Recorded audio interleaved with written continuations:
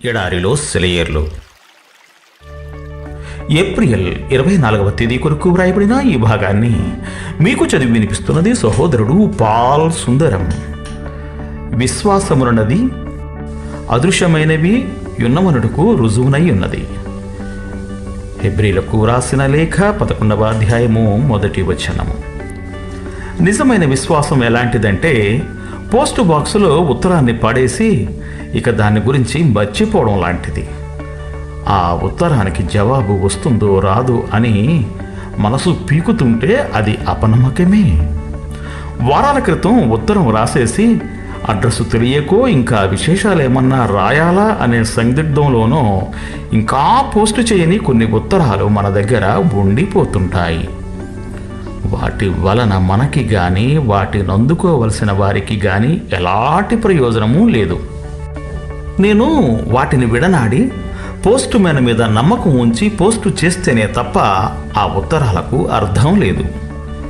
నిజమైన విశ్వాసం ఇదే. మన స్థితిని దేవుని చేతికి అప్పగించాలి. అప్పుడు ఆయన తన పనిని మొదలు పెడతాడు. 37వ దావీదు కీర్తనలో ఓ మంచి మాట ఉంది. నీ మార్గమును యెహోవాకు అప్పగింపుము, నీవు ఆయనను నమ్ముకునము, ఆయన నీ కార్యము నెరవేర్చును అని. అంటే ఆయనను మనం నమ్ముకోనంత వరకు మన కార్యాన్ని నెరవేర్చడు. విశ్వాసం అంటే దేవుడు ప్రసాదించిన వాటిని స్వీకరించడమే. మనం నమ్మాలి, ఆయన చెంతకు చేరాలి, ఆయనకు అప్పగించాలి. అందుకుంటున్నప్పుడే గ్రహిస్తాము. విధేయతతో వాటిని స్వీకరించేటప్పుడే మనకు అర్థమవుతుంది. ఒక వృద్ధురాలు తన కుమారుడి పరిస్థితి గురించి బెంగతో కృషించిపోతూ ఉండగా ఒక భక్తుడు ఆమెకు ఇలా వ్రాశాడు. అతని గురించి అంత కంగారు పడతావెందుకు? నువ్వు అతని కోసం ప్రార్థన చేశావు కదా, అతన్ని దేవునికి అప్పగించావు కదా, ఇక అతని విషయం ఆందోళన చెందవచ్చునా? దేని విషయము చింతించకండి అనే దేవుని ఆజ్ఞ అవధులు లేనిది. మీ చింత యావత్తు ఆయన మీద వెయ్యండి అనే మాట కూడా అలాంటిదే. మనం మోస్తున్న బరువును మరొకరి మీద వేసినప్పుడు అది మనల్ని బాధించదు కదా.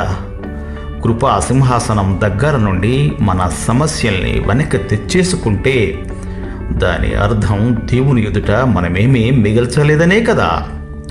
నా మట్టుకు నేనైతే నా ప్రార్థనల గురించి ఒకే ఒక రుజువు కోసం చూస్తాను. హన్నాలాగా అంతా దేవునికి అప్పగించి లేచిన తరువాత నా హృదయంపై ఏమీ భారం లేకుండా ఉన్నట్టయితే నేను విశ్వాసంతో ప్రార్థన చేశానని తెలుసుకుంటాను. అలా కాక నా భారాన్ని నా వెంట వెనక్కి తెచ్చేసుకుంటే నేను అప్పటిదాకా చేసిన ప్రార్థన విశ్వాసరహితమని అర్థం చేసుకుంటాను. దేవుడు మిమ్ము దీవించుగాక. ఆమెన్. ఆమెన్.